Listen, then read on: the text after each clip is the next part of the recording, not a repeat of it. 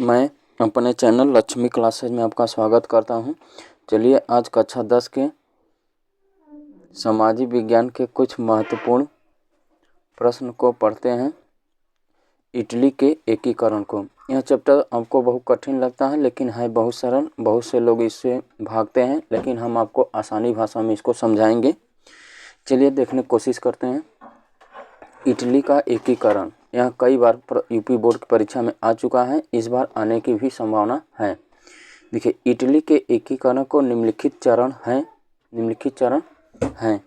चरण पहला है 1850 के पहले की स्थिति। 1810 में कार्बोनरी नामक संस्था की स्थापना की गई, जिसका अर्थ है जलाने वाली लकड़ी का कोयला। इटली के सभी किसान, मजदूर व शिल्पी इसके सदस्य थे। किसके? कार्बोनरी नामक संस्था के।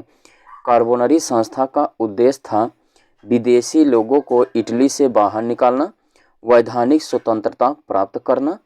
ऑस्ट्रिया कभी नहीं चाहता था कि इटली एक देश बने। ऑस्ट्रिया का राजकुमार मेटरनिख ने कहा, इटली भौगोलिक अभिव्यक्ति मात्र है, देश नहीं। हम आपको बता दें थोड़ा इटली के बारे में। इटली के एकीकरण से पहले तो इटली का जो है छोटे छोटे शहरों में विभक्त था और उन छोटे छोटे शहरों पर पड़ोसी देशों का कब्जा था। जैसे इटली का पड़ोसी ऑस्ट्रिया था, यह कभी नहीं चाहता था कि इटली का एकीकरण हो, अर्थात इटली में राष्ट्र भावना पनपे, यानी इटली एक के जितने भी शहर छोटे छोटे शहर हैं वह एक हों। चलिए, और इसी तरह से इटली के 5 चरण के एकीकरण होने में 5 चरण लग गए। नोट देख लीजिए थोड़ा सा है। नेपोलियन तृतीय, नोट देखिए थोड़ा सा है।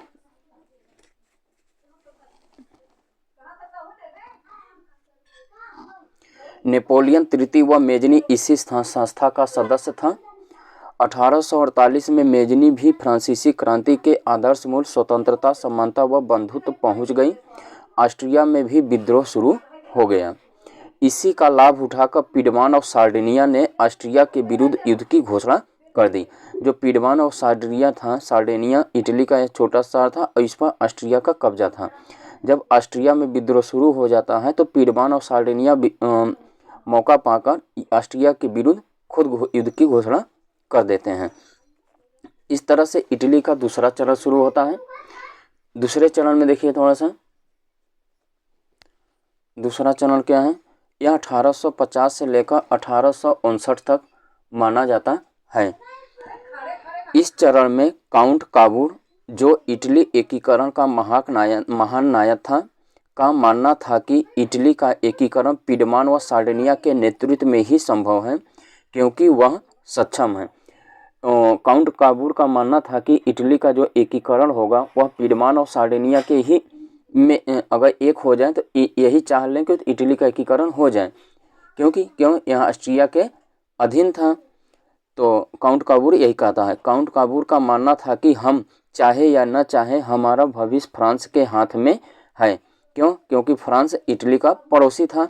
अगर फ्रांस इटली का साथ देगा तो वह ऑस्ट्रिया के विरुद्ध युद्ध लड़ेगा।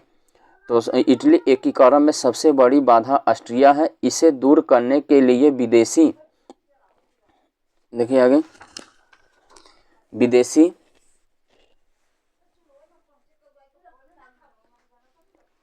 इस युद्ध के बाद विदेशी सहायता लेनी पड़ेगी। विदेशी सहायता लेनी पड़ेगी।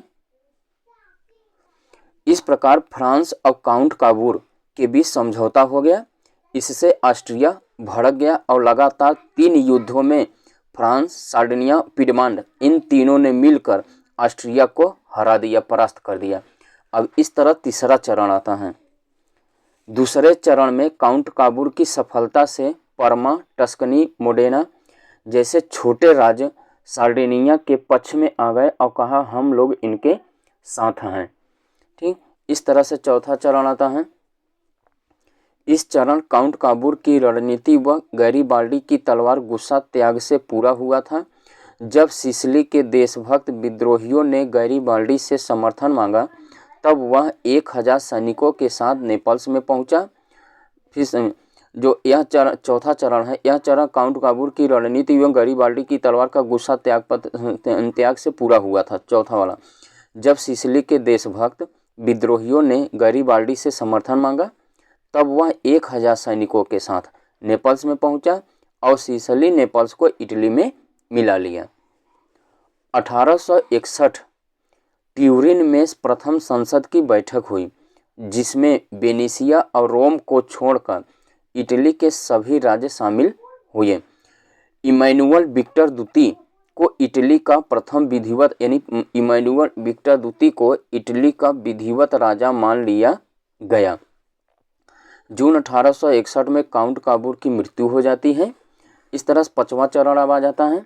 पांचवा चरण देखिए, 1866 के पहले तक वेनेशिया रोम को छोड़कर संपूर्ण इटली का एकीकरण हो चुका है और वहां का राजा विक्टर इमैनुअल द्वितीय को मान लिया गया। उधर प्रसा भी ऑस्ट्रिया से नाराज था। प्रसा, हम आपको बता दें, जो प्रसा था, जिस तरह से ऑस्ट्रिया कभी नहीं चाहता था इटली का एकीकरण हो, ठीक उसी प्रकार से प्रसा कभी नहीं चाहता था कि जर्मनी का एकीकरण हो। इस तरह उधर भी 1866 में सेडेवा का युद्ध होता है, उसमें प्रसा और ऑस्ट्रिया के बीच युद्ध होता है। इसमें प्रसा जीत जाता है, ऑस्ट्रिया हार जाता है। ठीक है, तो आगे देखिए। अब जब सेडेवा का युद्ध 1866 में हुआ था, उसमें प्रसा जीत जाता है और ऑस्ट्रिया हार जाता है। तो इसके बाद क्या होता है, इस युद्ध के बाद प्रसा और ऑस्ट्रिया ने प्राग की संधि कर लिया। इस संधि के तहत वेनेशिया इटली को प्राप्त हो गया। किस संधि के तहत? प्राग संधि के तहत, जब प्रसा ऑस्ट्रिया के बीच युद्ध होता है। अब केवल रोम बचा था, जो इटली में शामिल नहीं था। काबूर ने मरने से पहले कहा था कि इटली की राजधानी रोम में ही करनी चाहिए। 1870 में सेडान का युद्ध होता है, इसमें प्रसा और फ्रांस के बीच युद्ध होता है। अब देखिए, जब प्रसा और फ्रांस के बीच युद्ध होता है, तब फ्रांस ने अपनी सेना को रोम से अपने देश मंगा ली और इसी मौका को पाकर रोम पर इटली ने आक्रमण करके जनमत संग्रह के आधार पर रोम को इटली में मिला लिया। इस तरह 1871 में इटली का एकीकरण पूरा हुआ और वैश्विक मानचित्र पर इटली का जन्म हुआ।